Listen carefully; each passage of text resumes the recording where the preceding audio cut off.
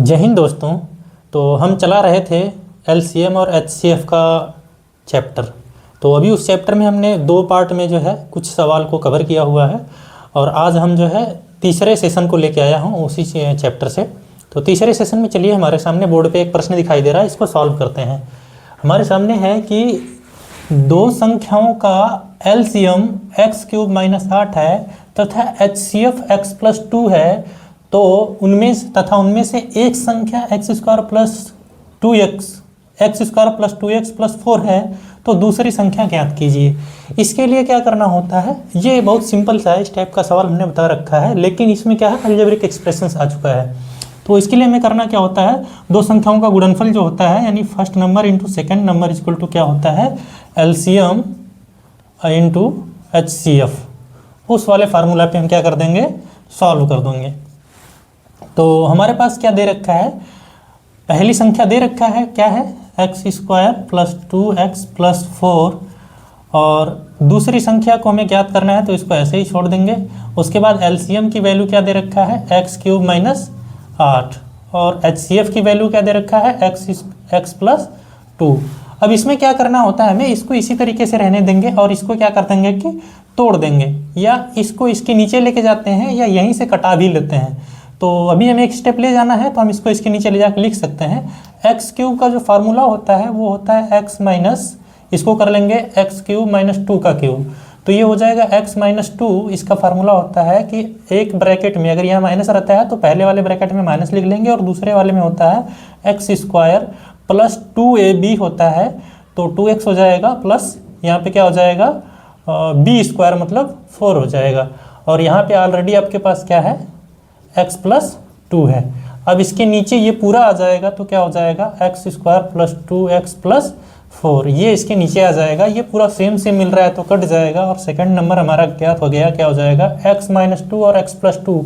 जब ये दो ब्रैकेट में अलग अलग होते हैं, एक ब्रैकेट में सेम चीज़ होता है माइनस में और दूसरे वाले में क्या होता है प्लस में, तो a - b के रूप का हो और a + b के रूप का हो, तो ये क्या हो जाता है x² - 2 का स्क्वायर मतलब 4 हो जाएगा। ये हमारा आ जाएगा सेकेंड नंबर।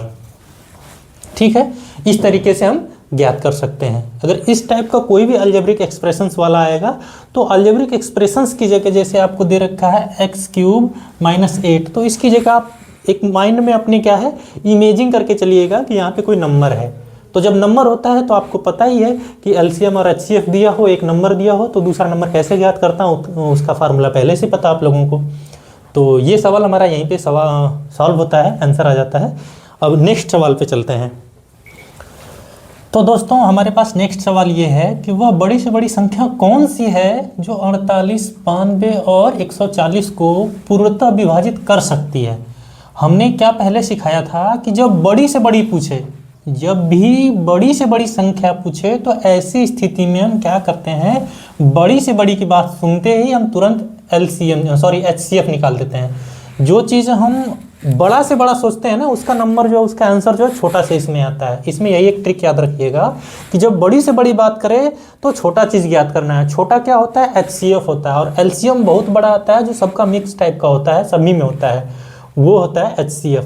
और जब छोटी से छोटी बात करें इसका मतलब LCM निकालना होता है। तो यहाँ मैं बड़ी से बड़ी बात कर दिया तो हम क्या निकालेंगे HCF निकालेंगे। HCF निकालने का तरीका हमें पता है कि फैक्टराइजेशन मेथड से भी आता है और एक मेथड होता है जिसको हम क्या कहते हैं सबट्रैक्शंस मेथड। तो उसमें हम क्या करेंगे कि एक दूसरे को इसमें क्या कर देते हैं घटा देते हैं, 48, 92, 140 ये होता है। तो इन तीनों का हमें जो अंतर होता है, जितनी भी संख्याएं दी रहती है ना उनका अंतर निकालते जाते हैं, जो लास्ट में बचता है या तो वही HCF होता है या फिर जो लास्ट में बचता है उसका कोई बड़ा वाला गुणनखंड ही HCF कहलाएगा। जैसे में यहाँ पे क्या हो जाएगा 48 और 92 का अंतर क्या हो जाएगा, तो 12 में से 8 जाएगा 4 बचेगा, यहाँ पे 8 हो जाएगा, 8 में से ये जाएगा तो कितना बचेगा 4 बचेगा। फिर इसके बाद इसको इसमें से घटाइए तो क्या हो जाएगा, यहाँ 10 में से 2 घटेगा तो 8 बचेगा, फिर यहाँ पे हो जाएगा 13, 13 में से 9 घटेगा तो 4 हो जाएगा। अब इसके बाद क्या हो जाएगा, इनका भी अंतर निकालेंगे तो क्या आ जाएगा 48 में से 44 घटेगा तो 4 आ जाएगा, और यही हमारा क्या हो जाएगा HCF हो जाएगा। जो HCF है ना वही ऐसा संख्या होगा ये जो प्रश्न पूछा हुआ है कह रहा है कि कौन ऐसी संख्या है जो सभी को क्या कर सकती है, पूर्णतः विभाजित कर सकती है। तो चार, ये जो चारों ऑप्शन है ना, इन चारों ऑप्शन में से ऐसा चार एक संख्या ऐसी है जो 48, 92 और 140 को, तीनों संख्याओं को पूर्णतः विभाजित कर सकती है। तो इस टाइप के जितने भी सवाल हैं और बड़ी से बड़ी संख्या पूछे और पूर्णतः विभाजित की बात पूछे कह दे, तो इस स्थिति में हमें क्या करना पड़ता है, HCF निकालना होता है। यदि HCF हमारा क्या होता है कि इसमें नहीं मिल रहा होता, जब हमारा इनको घटाने के बाद लास्ट में इस टाइप से घटाते घटाते घटाते लास्ट में जो आता है ना, या तो वही HCF होता है या उसका कोई खंड क्या होगा, HCF होगा। खंड कौन सा होता है, तो बड़ा वाला खंड ही HCF होता है। तो चलिए इस टाइप से और भी सवाल हैं, तो हम उनको अब देखते हैं। तो दोस्तों हमारे पास नेक्स्ट क्वेश्चन क्या है, वह छोटी से छोटी संख्या ज्ञात कीजिए जो 5, 6, 8, 10 और 12 से पूर्णतः विभाज्य है। तो वह ऐसी छोटी से छोटी संख्या की बात करें। अभी अभी इसके पहले प्रश्न में मैंने बताया कि जब छोटी से छोटी संख्या की बात करता है तब एलसीएम निकालना होता है, मतलब एलसीएम जो आता है बड़ा आता है और एचसीएफ जो आता है वो छोटा आता है। तो जो यहाँ पे छोटी से छोटी संख्या की बात करेगा तो हम बड़ा चीज़ निकालेंगे। बड़ा चीज़ क्या होता है, एलसीएम होता है। तो एलसीएम हमें निकालना पड़ेगा। तो एलसीएम किसका किसका निकालना पड़ेगा, 5, 6, 8 और 10 और 12, इनका जो एलसीएम निकालेंगे ना, एलसीएम जो आएगा वही हमारा क्या होगा, आंसर होगा। तो चलिए निकाल लेते हैं। सबसे पहले 2 से शुरू करेंगे तो 5 उतर जाएगा, जो कट जाता है उसको काट लेंगे और ये जो नहीं कटेगा उसको उतार लेंगे। तो हम बेसिक से बता रहे हैं इसलिए हमें ये पूरा प्रोसेस करना पड़ रहा है, नहीं तो हम ऑप्शन से कर लेते। 2 5 6 10, 2 6 12, उसके बाद 5 उतर जाएगा, 3 उतर जाएगा, 2 दूनी के 4, 5 उतर जाएगा, 2 3 6 हो जाएगा। फिर 2 से कट जाएगा, 5 उतर जाएगा, 3 उतर जाएगा, 1 हो जाएगा और यहाँ 5 उतर जाएगा, 3 उतर जाएगा। इसके बाद 3 से कटेगा, 5 उतर जाएगा, 3 1 कम 3 हो जाएगा, 1 उतर जाएगा, 5 उतर जाएगा और 3 1 कम 3 हो जाएगा। अब 5 से कट जाएगा तो क्या आ जाएगा, 1 1 1 1, ये हो जाएगा हमारा। अब इनका गुणा कर लेंगे, 5 3 15, 15 दूना के 30 और 30 दूनी के 60, 60 दूनी के 120 हो जाएगा। तो हमारा एलसीएम जो आएगा क्या आ जाएगा, 120 आ जाएगा। और 120 ही ऐसी संख्या होगी, 120 ऐसी संख्या है जो 5, 6, 8 और 12 से पूर्णतः विभाज्य है। और ये सबसे छोटी संख्या है, मतलब कि 5 से विभाज्य होने वाली तो 6 से विभाज्य होने वाली तो इन सभी संख्याओं से विभाज्य होने वाली बहुत सारी संख्याएं होंगी, लेकिन 120 ऐसी छोटी से छोटी संख्या है जो इन चारों से, पांचों से एक साथ विभाज्य हो सकती है। मतलब पहली ये संख्या है जो 5 से, 6 से, 8 से, 10 से और 12 से सभी से कट सकती है। इससे छोटी और भी कोई संख्या होगी जो केवल 5 से कट सकती है, केवल 6 से कट सकती है, लेकिन सभी से नहीं कट सकती है। तो सभी से कटने वाली पहली संख्या सबसे छोटी 120। तो दोस्तों हमारा जो आंसर होगा ये हो जाएगा।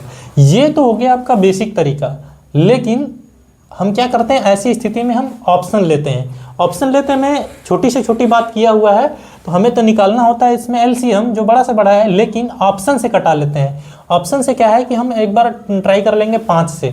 5 से कौन कौन सी संख्या कट जाएगी, तो इसमें 5 से तो सारी कट जाएंगी, लेकिन किसी और संख्या से कटाइए 6 से, तो 6 से सारी नहीं कटेंगी। 6 दूनी के 12 ये खूब आराम से कट जाएगा। सबसे पहले छोटे वाले ऑप्शन को ही ले लीजिए, 120 को ले लीजिए। अपने माइंड में मान लीजिए कि 120 जो है वो सभी को काट देगा, तो ये 8 से भी कट जाएगा, 10 से भी कट जाएगा, 12 से भी कट जाएगा। तो 120 हम क्या करते हैं ऐसी स्थिति में, ऑप्शन से करते हैं। बेसिक तो ये तरीका है ही।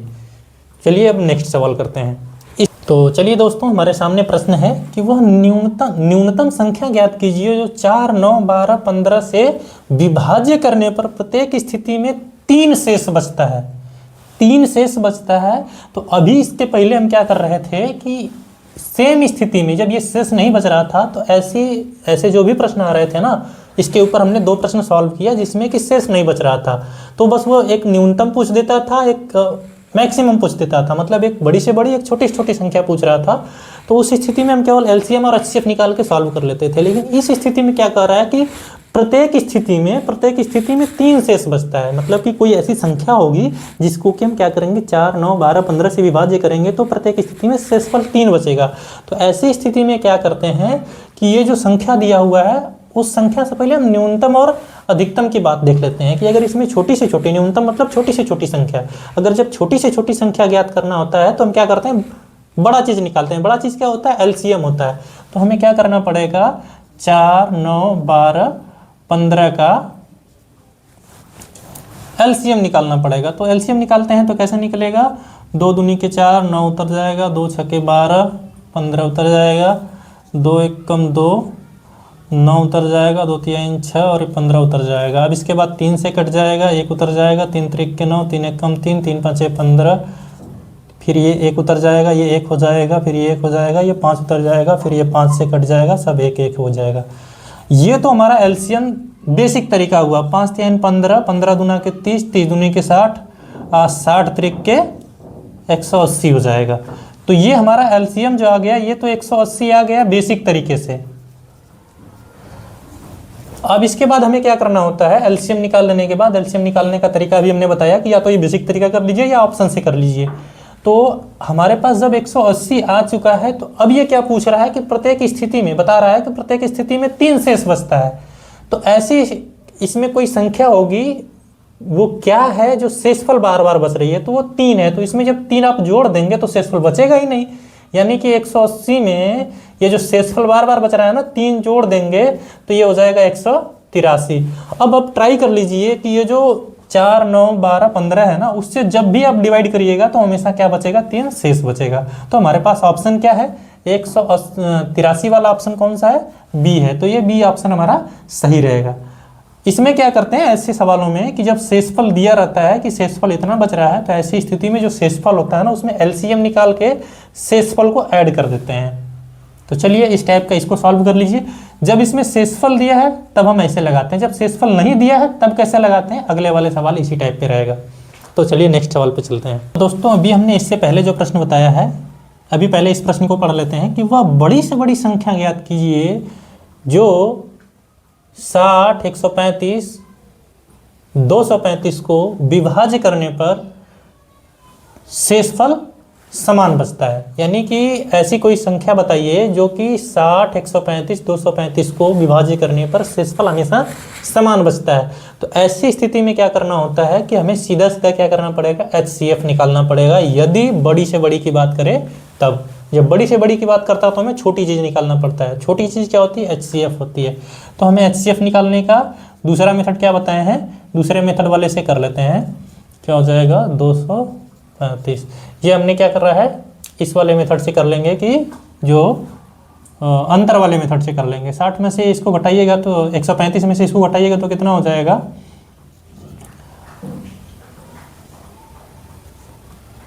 ये आ जाएगा 5 उतर जाएगा और 13 में से 6 जाएगा, 75 हो जाएगा। ये हो जाएगा 100। लेकिन अभी ये दोनों समान नहीं आया, तो इसको फिर से घटा लेंगे तो कितना आ जाएगा, ये 25 आ गया। तो हमने क्या बोला था कि जब HCF निकालते हैं, इस टाइप से भी HCF निकलता है। ये अंतर वाला मेथड है HCF निकालने का। इस मेथड से भी HCF जब निकाल लेंगे, HCF निकालने के बाद यदि HCF ही आपका कोई ऑप्शन में दिख रहा हो तो वही आंसर होता है। अगर वो ऑप्शन में नहीं दिख रहा होता है तो इसका खंड कर लेते हैं। जो खंड बड़ा वाला होता है वही वाला क्या होता है, HCF होता है, आंसर होता है।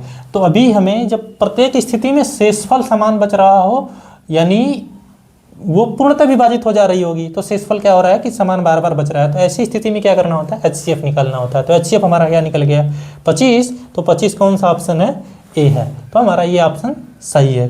तो इस टाइप के जो भी सवाल आएंगे उसका हमें क्या करना पड़ेगा, HCF निकालना पड़ेगा। चलिए अब चलते हैं नेक्स्ट सवाल पे।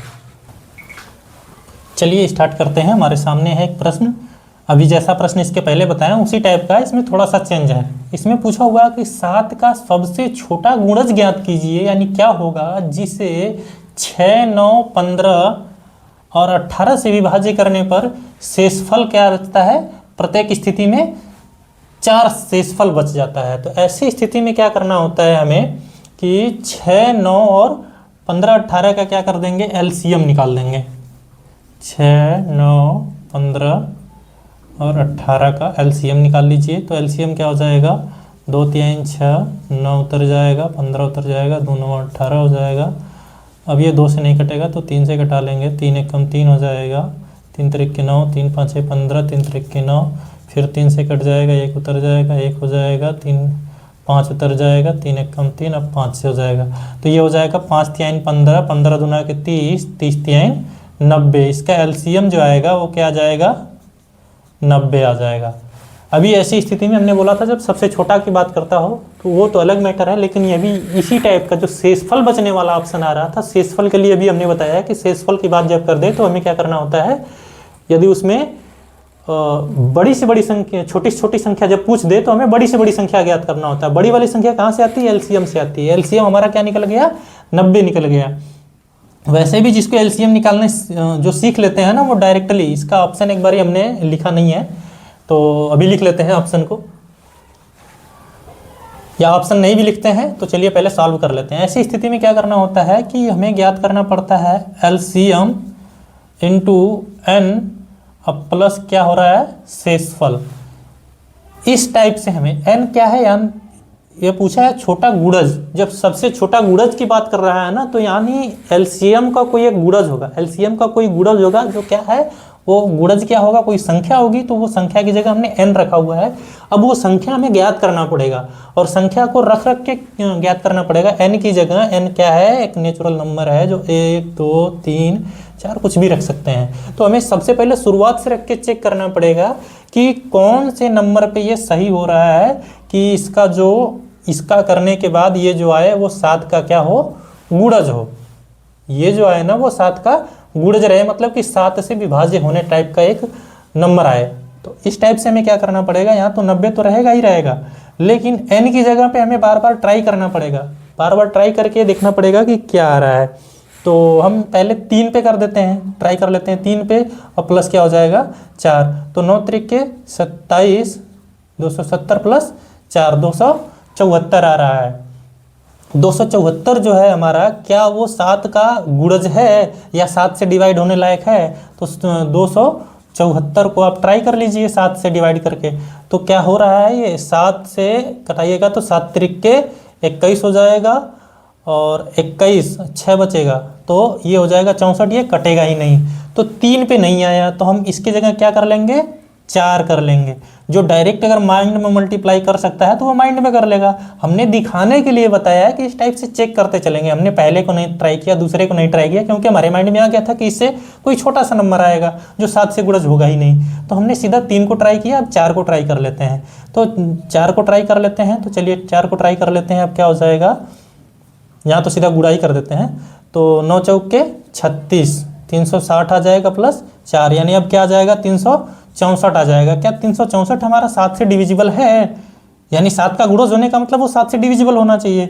तो क्या हो जाएगा, 7 5 35 हो जाएगा, और ये 7 दूनी के 14, यानी ये क्या है, 7 से डिविजिबल है। तो हमारा अभी संख्या क्या आएगी, हमें संख्या कैसे ज्ञात करना पड़ेगा, यहाँ पे क्या हो जाएगा, एलसीएम निकाल लेंगे। एलसीएम हमारा 90 आ गया, और एलसीएम इंटू नंबर प्लस 4 होता है, यानी जो इसका शेषफल होता है। इस टाइप से करने के बाद n की जगह हमें कोई नंबर रख के चेक करना पड़ेगा।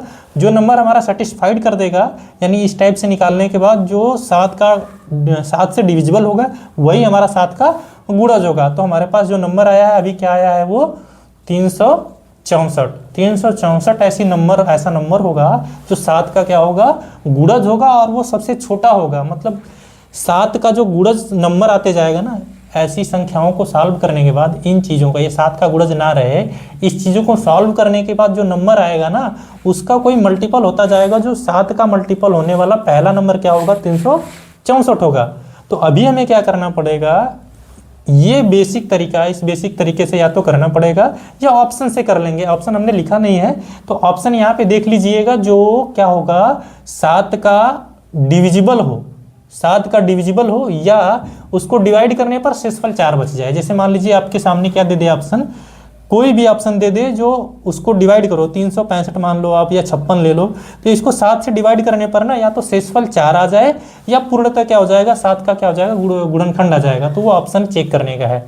तो ऑप्शन चेक करने का बस यही है कि 7 से डिवाइड करके चेक कर लीजिएगा, वो आंसर सही रहेगा आपका। चलिए स्टार्ट करते हैं। ये हमारे सामने प्रश्न है, वह सबसे बड़ी संख्या कौन सी होगी जिससे 554, 714, 213 को भाग देने पर 43, 57 और 67 शेष प्राप्त होता है। ये अगर शेष प्राप्त होता है तो हमने पहले यहाँ पे ध्यान देंगे कि बड़ी से बड़ी की बात पूछ रहा है। जब बड़ी से बड़ी की बात करता है तो हम क्या निकालते हैं, छोटी से छोटी। लेकिन उससे पहले हमें क्या करना पड़ेगा, जो शेषफल बच रहा है, एलसीएम में तो हम शेषफल को बाद में क्या कर लेते हैं, जोड़ लेते हैं। लेकिन जब एचसीएफ की बात आ जाती है ना, जब एचसीएफ की बात आ जाती है, यानी हमें कैसे पता चला कि एचसीएफ की बात आ रही है, तो यहाँ ध्यान देंगे जब बड़ी से बड़ी की बात कर रहा है मतलब हमें एचसीएफ ज्ञात करना पड़ेगा। तो यहाँ पे हमें सबसे पहले ही घटा लेना पड़ेगा। जब एलसीएम निकालते हैं तो बाद में जोड़ देते हैं शेषफल को। जब एचसीएफ निकालेंगे तो शेषफल को पहले ही घटा लेंगे। जैसे में क्या क्या हमारे पास है, 554 माइनस 43, उसके बाद हो जाएगा 714 माइनस 57 और 213 माइनस 67। ये हमारे पास नंबर है, इनको हम पहले ही घटा लेंगे। इनको घटा लेने के बाद हमारे पास क्या क्या आ जाएगा, 4 में से 3 घटेगा तो 1 आ जाएगा, और ये 5 में से 1 घटेगा तो 5 में से 4 घटेगा तो 1 बच जाएगा, 511 हो जाएगा। अब इसके बाद ये हो जाएगा 14 में से 7 घटेगा तो 7 आएगा, और यहाँ पे हो जाएगा 10 में से 5 घटेगा तो 5 आ जाएगा, ये 6 उतर जाएगा। और इसको घटा लेंगे तो ये कितना हो जाएगा, 13 में से 7 जाएगा तो 6 बचेगा, और यहाँ पे 10 में से 6 घटेगा तो 4 बचेगा, और ये 1 हो जाएगा। यानी ये हमारे पास नंबर आ गए। हमें एचसीएफ निकालने का तरीका भी हमें अंतर वाला क्या बताए हैं, अंतर वाले मेथड से हम घटा लेंगे और इसके बाद एचसीएफ हमारा पता चल जाएगा। तो इसको घटाइएगा, 657 में से 511 को घटाइएगा तो 7 में से 1 घटेगा तो क्या आ जाएगा, 6 आ जाएगा। और यहाँ पे 5 में से 1 घटेगा तो 4 आ जाएगा, 6 में से 5 घटेगा तो 1 आ जाएगा। और इसको घटा लीजिए तो इसका कितना आ जाएगा, 657। पहले तो अगर जो समझदार लोग होंगे, कभी भी दो संख्याओं का जब अंतर करते हैं और तीसरे के बराबर आ जाती है, जब तीसरे के बराबर आ जाती है तो उन दोनों का एचसीएफ सीधा निकाल लेते हैं। तो अभी यहाँ पे भी घटा लीजिए, इनका कितना आ जाएगा, तो 7 में से 6 घटेगा तो कितना आ जाएगा, 1। और यहाँ पे क्या हो जाएगा, 5 में से 4 घटेगा तो 1, फिर ये 6 में से 1 घटेगा तो 511 आ रहा है। फिर इसके बाद इनको घटाते जाते हैं।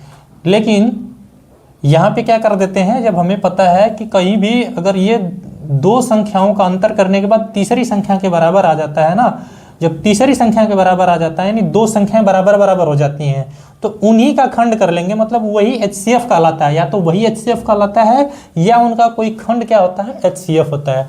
तो यहाँ पे हम इसको घटाएंगे तो बहुत अंतर आ जा रहा है, तो हमें और लंबा लेके जाना पड़ेगा।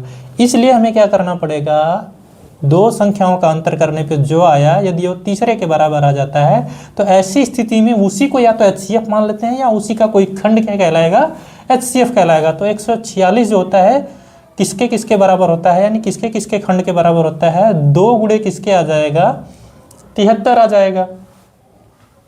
2 गुणे 73 आ जाएगा। तो हमारे पास हमने बोला था पहले ही कि जब दो खंड करते हैं तो उनमें से कोई एक होता है, या मैक्सिमम हम प्रयास करते हैं कि जब दो खंड आता है उसमें से बड़ी वाली संख्या ही हमारी एचसीएफ कहलाती है। तो एचसीएफ इसमें से क्या आ जाएगा, 73 आ जाएगा। यानी हमारे ऑप्शन में क्या है, 73 है। तो यही हमारा आंसर सही रहेगा। ठीक है। यदि इस टाइप का कभी भी दे दे कि जब शेषफल इसका सामने सामने दे दे, ऐसे पूछ दे कि वह सबसे बड़ी संख्या कौन सी है जिससे इन तीनों को भाग करने पर शेषफल इतना इतना आए, तो जितनी संख्याएं होती है उतना शेषफल होता है, तो वो शेषफल पहले ही घटा के उनका एचसीएफ निकालते हैं। और एचसीएफ निकालने का तरीका हमने बता दिया, ये होता है हमारा आंसर। चलिए नेक्स्ट सवाल पे चलते हैं। चलिए दोस्तों स्टार्ट करते हैं एक नेक्स्ट टाइप का। नेक्स्ट सवाल है हमारा, 5 घड़ियां एक साथ 3, 5, 8, 9 और 10 सेकंड के अंतराल पर बजती हैं। यानी ये पांचों एक साथ बजती हैं, पांचों एक साथ, सभी घड़ियां एक साथ एक समय पर बजती हैं। ठीक है, तो पता चल गया। तो वे पुनः एक साथ कब बजेंगी, एक साथ कब बजेंगी मतलब कितने मिनट बाद दोबारा, मान लीजिए जब भी स्टार्ट की जाती हैं सभी एक साथ, तो वो दोबारा कितने समय बाद फिर से एक साथ बजेंगी। एक बार स्टार्ट होने के बाद दोबारा कब एक साथ बजेंगी उसका प्रश्न पूछ रहा है। ऐसा सवाल बहुत बार पूछा जाता है, बहुत सारे एग्जाम में पूछा जाता है। तो चलिए इसको लगाने का तरीका क्या होता है। ऐसी स्थिति में जब कई सारी घड़ियां एक साथ बज रही हैं और दोबारा कब बजेंगे ऐसा पूछ दे, या 5 एथलीट या 7 एथलीट एक साथ शुरू करते हैं और वो एक साथ एक टाइम पर एक साथ कब मिलेंगे, ऐसे टाइप का सवाल आता है। तो इसी टाइप से करते हैं। तो इसमें हमें क्या करना होता है, एक साथ बजने के लिए हमें यहाँ पे क्या करना होता है, एलसीएम निकालना होता है। तो 3, 5, 8, 10, 9, 10, इन सभी का हमें एलसीएम निकालना पड़ेगा। तो एलसीएम निकाल लेते हैं। 3 उतर जाएगा, 5 उतर जाएगा, 4 हो जाएगा, ये 9 रहेगा, ये 5 हो जाएगा। यानी जो 2 से कट गया उसको काट दिए, अभी भी 2 से कट सकता है तो कटाइए। सबसे छोटी संख्या से स्टार्ट करते हैं, जो नहीं कटता उसको उतार देंगे। 2 दूनी के 4 हो जाएगा, ये 9 उतर जाएगा, 5 उतर जाएगा। फिर 2 से कटेगा, अभी 3 उतर जाएगा, 5 उतर जाएगा, 2 एक कम 2, फिर ये हो जाएगा 9, ये हो जाएगा 5। अब 3 से कटेगा, 3 एक कम 3 हो जाएगा, 5 उतर जाएगा, 1 हो जाएगा, 3 त्रिक के 9 हो जाएगा, 5 हो जाएगा। अब उसके बाद क्या हो जाएगा, 3 से फिर कटेगा, 1 हो जाएगा, 5 हो जाएगा, 1 हो जाएगा, 1 हो जाएगा, 5 हो जाएगा। अब इसके बाद 5 से कटेगा तो सारा का सारा 1 हो जाएगा। अब ये हमारा इसका मल्टीप्लाई कर लेने के बाद जो हमारा आएगा वो एलसीएम होगा। तो इनका मल्टीप्लाई कर लीजिए। 5 3 15, 15 दूना के 30, 30 दूना के 60, 60 दूनी के 120, 120 का भी इसमें मल्टीप्लाई होगा। तो 120 में कितना आ जाएगा, 360 हो जाएगा। ये हमारे पास क्या आ गया, 360 सेकेंड। ये सेकंड में आया क्योंकि ये सारा का सारा सेकंड में था। ये आ गया 360 सेकंड, एलसीएम आया। तो ये 360 सेकंड है, और ये जो दिया है ना, ये सब मिनट में दिया हुआ है। ये सब मिनट में दिया हुआ है। यहाँ पे कब बजेंगी, ये प्रश्न थोड़ा सा सही दिया होता कि कितने मिनट बाद बजेंगी तो सब लोग समझ जाता। तो यहाँ मिनट का मतलब है ये 8 मिनट बाद, 9 मिनट बाद, 4 मिनट बाद। तो ये जो 360 सेकंड आया इसको मिनट में बदल लीजिए। तो 60 से भाग कर देंगे तो ये कितना हो जाएगा, 6 मिनट बाद। 6 मिनट बाद वो एक साथ फिर से बजेंगी। तो इस टाइप का कोई भी सवाल हो तो एलसीएम निकाल लेते हैं। एलसीएम निकालने का तरीका हमने बेसिक से, हमारा ये जो हम चैप्टर पढ़ा रहे हैं बेसिक से पढ़ा रहे हैं, इसलिए हम बेसिक से करके दिखाए हैं। यदि जो समझदार हो चुके हैं वो डायरेक्ट एलसीएम ऑप्शन से अपने तरीके से देख लेते हैं कि क्या हो सकता है एलसीएम, अपने हिसाब से वो देख लेंगे। एलसीएम जैसे ही लोगों को पता चल जाए, एलसीएम में हमें क्या करना पड़ेगा, एलसीएम सेकंड में आएगा, सेकंड से उसको मिनट में बदल देंगे। जो आएगा उतने मिनट बाद, मतलब कि जब भी ये अब क्या करेंगे, दोबारा बजेंगी एक साथ पांचों एक टाइम पे कब बजेंगी, वो हमेशा क्या करेंगी, 6 मिनट बाद फिर से बज जाएगी। ये हमारा सही आंसर होगा। तो चलिए अब नेक्स्ट सवाल देखते हैं। चलिए स्टार्ट करते हैं दोस्तों। ऐसा सवाल जो है अक्सर आप परीक्षाओं में देखते होंगे, या तो इस टाइप का सवाल होगा, या सेना की टुकड़ी को लाइन में खड़ा कर रखा होता है उसके बारे में पूछता है। तो ऐसी स्थिति में हमें क्या करना पड़ता है, जैसे मान लीजिए ये दिया हुआ है कि 12 मीटर और 15 मीटर, जब ऐसे टाइप का दे दे, इतने मीटर भुजाओं वाले कमरे की बात कर दे, तो कमरा कैसा होता है, या तो वर्गाकार होता है या चतुर्भुजकार होता है मैक्सिमम, मतलब जो एग्जाम्पल लेते हैं। तो ये जो हमारे पास है इस टाइप का अगर है, ये अगर इस टाइप का हो और इसमें हमें दे दे कि ये 15 है और ये 12 है, इस टाइप का दे दे। अब उसके बाद पूछ रहा है कि इसमें जो हमें टाइल्स लगानी है ना, वो टाइल्स के माप को पूछ रहा है कि इसमें हम कितनी ऐसे टाइल्स लगा दें जो एक बराबर नाप की हो। एक बराबर नाप की हो भी वर्गाकार, ये तो वर्ग में है नहीं, ये तो आयत है।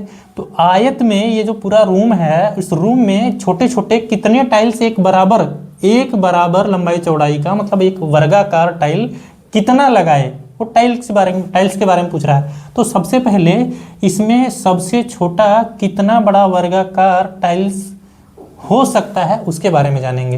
यानी हमें साइज जानना है टाइल्स की। सबसे पहले साइज जानेंगे। साइज जानने के लिए मतलब ये जो हमारा है 12 मीटर और 15 मीटर भुजा वाला जो कमरा है, इस कमरे में जो एक टाइल्स की संख्या होगी उसको कैसे निकालेंगे, एक टाइल्स की जो माप होगी वो कैसे निकालेंगे। तो टाइल्स की जो साइज है ना, साइज ऑफ टाइल्स क्या हो जाएगी, ये होता है जो इन दोनों का HCF ऑफ 15 और 12, इन दोनों का जो HCF होगा ना, उसी साइज का हमारा क्या होगा, एक टाइल्स होगी जो वर्गाकार होगी। तो इन दोनों का HCF जो आता है वो क्या आता है, HCF आता है 3। 12 और 15 का जो HCF आएगा वो हो गया 3। यानी 3 मीटर की वर्गाकार टाइल्स इसमें लगेगी, ये तो पता चल गया। लेकिन कितनी लगेगी वो कैसे पता करेंगे, तो वो पता करने के लिए हमें क्या करना पड़ेगा, नंबर ऑफ टाइल्स की तो हमें कैसे ज्ञात करना पड़ेगा, इस पूरे का क्षेत्रफल जो होगा, यानी इस पूरे कमरे का जो फर्श का क्षेत्रफल है, उस क्षेत्रफल में ये एक टाइल्स के क्षेत्रफल से इसमें डिवाइड कर देंगे तो हमें संख्या पता चल जाएगी। तो इसका क्षेत्रफल क्या होगा, एक आयत का क्षेत्रफल क्या होता है, लंबाई गुणे चौड़ाई होता है, यानी 15 गुणे 12 होता है। और वर्ग का क्षेत्रफल क्या होता है, यानी ये जो टाइल्स है ना, इसमें ये जो एक टाइल्स है, एक टाइल्स की जो क्या होती है क्षेत्रफल निकालेंगे, वर्गाकार है, तो वर्गाकार का क्या होता है, भुजा का स्क्वायर, यानी भुजा क्या है 3 है, तो क्या हो जाएगा 3 गुणे 3 हो जाएगा। इसको घटा दीजिए तो कितना आ जाएगा 20 आ जाएगा, यानी 20 टाइल्स हमें क्या करना पड़ेगा, लगाना पड़ेगा। एक कमरे में हमें 20 टाइल्स लगाना पड़ेगा। ये जो इतना आसान तरीका है, इसमें क्या करना पड़ता है, सबसे पहले इस टाइप से आपको समझना पड़ेगा दिमाग में अपने कि ऐसा हो सकता है इसमें, यानी ये पूरा रूम इतना बड़ा है, उसमें जो टाइल्स लगेगी छोटी छोटी लगेगी, तो उसमें एक टाइल्स कितनी बड़ी होगी उसका साइज पहले ज्ञात करने के लिए HCF निकालना पड़ता है। जब HCF निकल जाए तो वो HCF से हमें साइज पता चल जाता है, छोटे जो वर्गाकार की टाइल्स होगी उस टाइल्स का हमें साइज पता चल जाता है। जब साइज पता चल जाए तो उसका क्षेत्रफल निकाल लेंगे और कमरे का क्षेत्रफल निकाल लेंगे। कमरे के क्षेत्रफल में एक टाइल्स के क्षेत्रफल से भाग कर देंगे, जो आएगा वही हमारा क्या होगा, टाइल्स की संख्या होगी। चलिए दोस्तों स्टार्ट करते हैं। हमारे सामने एक प्रश्न है, ये प्रश्न थोड़ा हार्ड टाइप का था, इसलिए सबसे लास्ट प्रश्न में रखा हूँ। ये प्रश्न हमारा लास्ट प्रश्न है। दो संख्याओं का एलसीएम उनके HCF का 45 गुना है तथा LCM और HCF का योग 1518 है। यदि उन संख्याओं में से एक संख्या को 16 से भाग किया जाता है तो भागफल 18 प्राप्त होता है और शेषफल 9 प्राप्त होता है, तो दूसरी संख्या क्या होगी। तो चलिए हम इसको सॉल्व करते हैं। इसमें सबसे पहले क्या करना होता है कि हमें दिया हुआ है, दिया क्या है कि जो LCM है उसको L लिखते हैं। LCM L बराबर दिया है 45 H मतलब HCF का 45 गुना, H मतलब HCF, L मतलब LCM, ये हमें दिया हुआ है। अब उसके बाद दूसरा चीज़ क्या दिया हुआ है कि LCM प्लस HCF का योग दिया हुआ है 1518, ये हमें दिया हुआ है। अब इसके बाद क्या करना होता है कि ये वाला जो वैल्यू है ना, L की वैल्यू यहाँ पे रख दीजिए, तो L की जगह क्या रख देंगे 45H प्लस H, और ये हो जाएगा 1518। तो अब ये हो जाएगा 46H बराबर 1518। इसको कटा दीजिए, कटा देने के बाद कितना आ जाएगा, ये कटाते ही आपका कितना आ जाएगा 33 आ जाएगा। HCF आपका क्या आ जाएगा 33 आ जाएगा। HCF 33 आ गया तो LCM क्या हो जाएगा, यहाँ पे रख देंगे इसकी वैल्यू, तो LCM बराबर हो जाएगा 45 इंटू 33, ये हमारा हो गया। अब इसके बाद हमसे क्या बोला हुआ है कि ये जो अगला प्रश्न में क्या बोला हुआ है कि एक संख्या को, एक यानी नंबर, उसकी हम नंबर फर्स्ट को मान लेते हैं। फर्स्ट नंबर क्या है हमारा कि फर्स्ट नंबर को 16 से डिवाइड किया जाता है तो भागफल 18 और शेषफल 9 प्राप्त होता है। तो इसको हम किस टाइप से लिख सकते हैं, इसको लिख सकते हैं कि 16 गुणे 18 प्लस 9, हमारा जो एक नंबर है फर्स्ट नंबर है वो ये है, एक नंबर हमारे पास जो है ना वो ये है नंबर। अब उसके बाद क्या हमसे पूछ रहा है, दूसरा नंबर पूछ रहा है। दूसरा नंबर ज्ञात करने के लिए क्या करना होता है, फर्स्ट इंटू सेकंड नंबर का मल्टीप्लाई करते हैं, बराबर किसके होता है LCM इंटू HCF। यहाँ पे हमारा फर्स्ट नंबर क्या दे रखा है, इसको गुणा कर लीजिए तो कितना हो जाएगा 16/128 को 8 हो जाएगा, 16 एकम 16 और 12, 16 10 26, 26 2 28, और इसमें 9 जोड़ देंगे तो कितना हो जाएगा 9 8 17, और ये हो जाएगा 297, मतलब हम इसकी जगह सीधा 297 लिख लेंगे।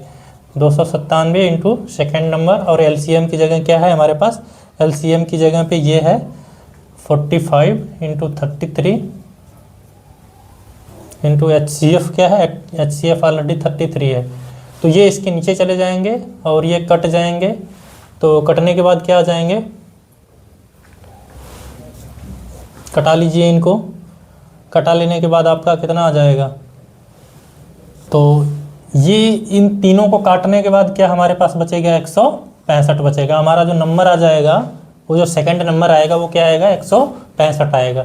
ये प्रश्न जो है हमारे एलसीएम एचसीएफ का थोड़ा टफेस्ट टाइप का प्रश्न था और टाइम टेकिंग टाइप का था, इसलिए मैंने इसको लास्ट में रखा कि एलसीएम और एचसीएफ का जो बेसिक है हम उसको अच्छे से पढ़ लेंगे, उसके बाद थोड़ा टफेस्ट टाइप का भी सवाल इसमें सॉल्व कर सकते हैं, इसलिए हमने ये बताया हुआ है। इस टाइप से जैसे हमने बताया है इस टाइप से आप कर सकते हैं। यदि हमारा कोई भी वीडियो ऐसा लगे कि नहीं आपको नहीं समझ में आ रहा है तो एक बार बैक करके थोड़ा सा देख लें या स्पीड स्लो करके देख लें, इस टाइप से आप देख सकते हैं। या मुझे आपको लगता है कि मैं स्लो पढ़ा रहा हूँ तो अपनी यूट्यूब पे जो वीडियो देख रहे हैं तो वहाँ से स्पीड अपना बढ़ा सकते हैं। तो आज हमारा ये जो चैप्टर है समाप्त हो चुका है, एलसीएम और एचसीएफ।